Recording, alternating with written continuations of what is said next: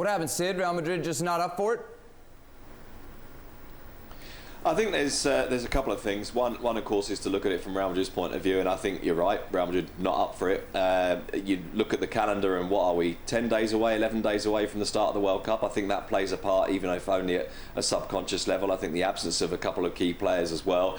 But I also think it has to be looked at in the context of the type of team that Rayo Vallecano are, which is not just to say a very good team, and they are a very good team, but the way that they play, which is very, very direct, it's very, very intense, it's very quick, they're very much in your face, they get the ball into the area often. Their manager, Andoni Iraola, talks about them as a team of great volume. They might not create a huge amount of really clear chances, but they create a lot of situations around the box. They create a lot of opportunities to create opportunities. They're constantly in your face, they're relentless, and I think Real Madrid, in those moments when they don't have that intensity, and I think it's natural maybe that they don't at the moment, they couldn't live with Rayo. And you know, of course the focus is on Real Madrid, but I think we shouldn't lose sight of as well of the fact that Rayo are a really, really good side. Sid mentioned the upcoming World Cup. Ancelotti said the team has felt exhausting schedule ahead of the World Cup. So obviously the schedule on everybody's minds. Is that maybe part of the reason for what we saw on Monday?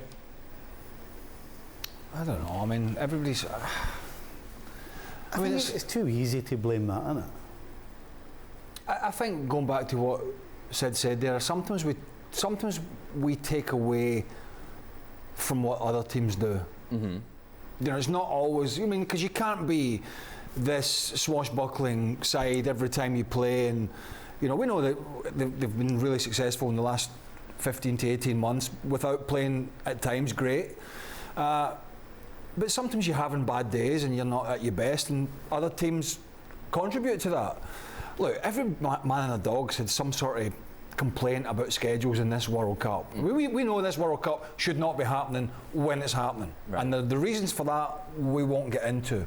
But you've just got to deal with it, and then you know he's got to hope that when he comes back and his players, that everybody else comes back from the World Cup, if they're away, they come back fit, they come back ready, the teams hit the reset again, and then we have the second half of the season. If it's not physical, is it maybe mental? Guys are looking ahead to the World Cup? No, I'm not with that. Because Rayo doesn't have the amount of guys that right. are, you know, see, here's the thing. At the start of the season, the one thing I think you can safely say, if you're Real Madrid, is we're not going to win every game, we're going to lose some games.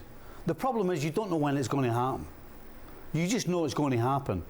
And it's a case of the game before the World Cup, and so for us it makes it a lot easier to say, well, maybe their mind was on the World Cup, or they played a lot of games. We can come up with all that stuff, but in football sometimes the opposition on any given day just are quicker, smarter, they get the break of the ball.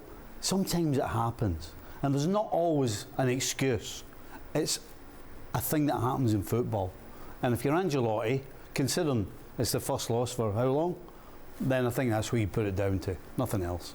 All right, so Barcelona and Real Madrid then 1 and 2 right atop the La Liga table. Luis, it seems as though this 5-point gap right now between these two would give Barcelona the edge, at least for now. Real Madrid, of course, with the game in hand still in the driver's seat. How good are you feeling about Barcelona's title chances after the win today and Real Madrid's slip up? I think that we cannot go ahead on Barcelona maybe to be, of course, winner of this La Liga or Real Madrid. I think it's still a lot of games to be played. I think that both of the teams are going to drop points at some points.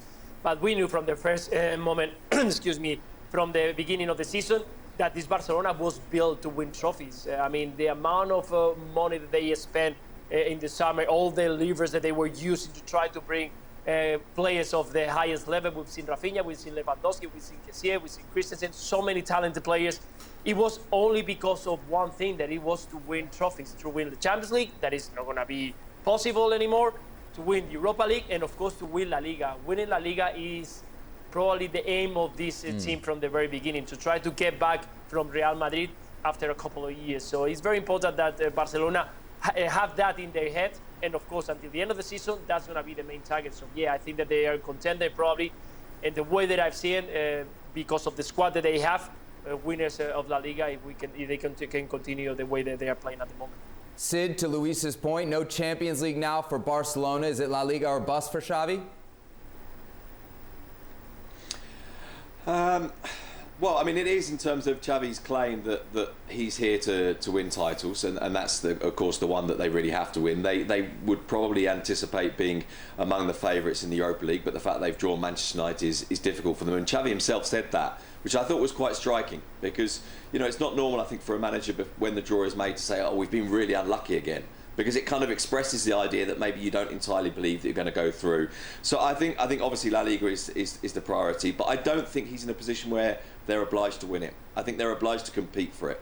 I think they're obliged to be in with a chance going into the last 3, 4, 5 weeks of the season, rather than necessarily obliged to win it. But as Luis rightly says, there's been a lot of money spent on this team, and so the obligation at the very least is to be close at the end of the season. Of course, La Liga now becomes a thing. Mind you, I think the fact that they're playing European football on Thursday nights might actually be even more of an impediment to winning the league than if they've been playing Champions League football. Well, thank you very much for watching ESPN on YouTube. For more sports highlights and analysis, be sure to download the ESPN app. And for live streaming, premium content, and let's not forget as well, ESPN FC 7 days a week. Subscribe to ESPN Plus.